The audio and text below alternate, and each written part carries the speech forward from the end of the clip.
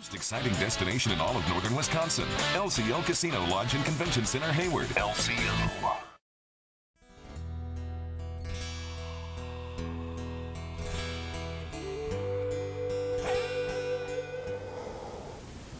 Hello, I'm Kimberly, and welcome to the NAV News Update.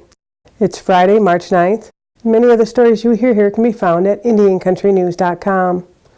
And here's the news for today from the Associated Press and other Native news sources.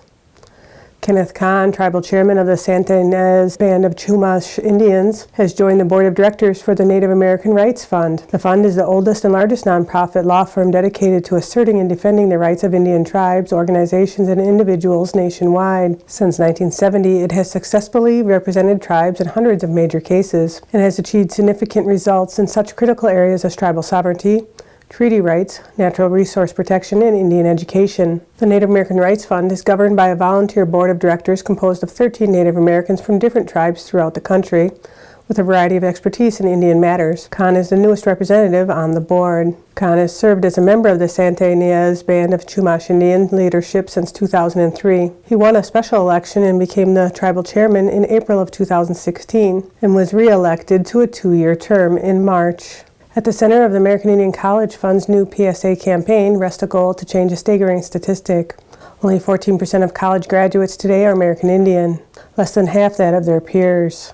The College Fund has joined forces with longtime partner, Portland, Oregon-based advertising agency Wieden Kennedy, to create a public service announcement to create awareness about its scholarships to help Native American college students see the importance of a college degree. The campaign's nostalgic look harkens back to the Native civil rights era. It includes a collection of posters, a web page, buttons, stickers, and a t-shirt featuring the slogan, Think Indian. The slogan is meant to explore the benefits of a higher education for Native American students and to celebrate their tribal identities, a contrast from earlier U.S. government education policy focused on assimilation. The first tribal college was established during the civil rights movement by the Navajo Nation in 1968, whose tribal elders knew that culturally relevant, affordable higher education was the key to economic and cultural sustainability and a better life for their children. Other tribes soon followed. Today, there are 36 tribal colleges and universities located across the country on or near Indian reservations, empowering 23,000 full-time and 130,000 total American Indian students and empowering their communities.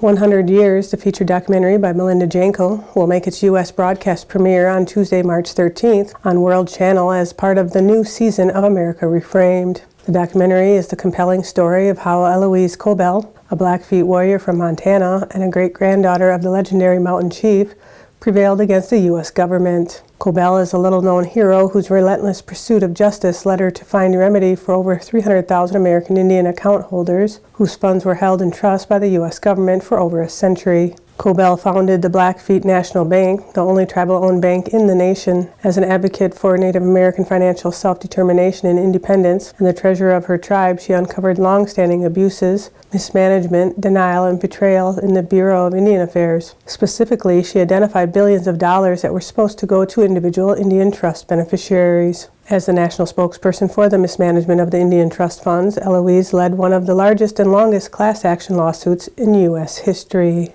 Native American journalist Mark Trahan is a hot commodity these days throughout Indian country. Recently, the National Congress of American Indians hired him as the new editor of their online Native American news source, IndianCountryTV Media Network. Trahan currently is winding down a 3-year term at North Dakota University as the Charles R. Johnson Endowment Professor of Journalism, a position set to end this spring. A member of the Shoshone-Bannock Tribe of Idaho, Trahan is also in production on a Native American news pilot for the cable channel FNX out of California. Join Cherokee Nation Principal Chief Bill John Baker for one of 3 special screenings of the Cherokee Nation's Emmy-winning show, Osiyo, Voices of the Cherokee People, March 13th through the 15th. The special screenings highlight moving and memorable stories about Cherokee people, places, history, and culture from the upcoming season.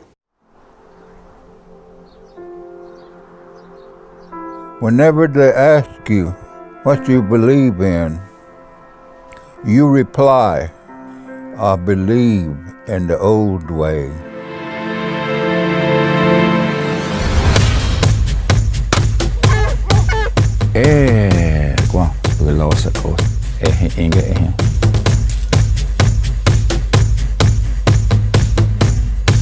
The history of our beadwork is the history of the Cherokee people. And action.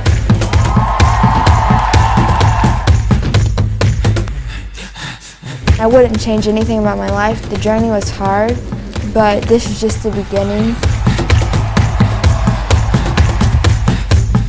These are the voices of the Cherokee people.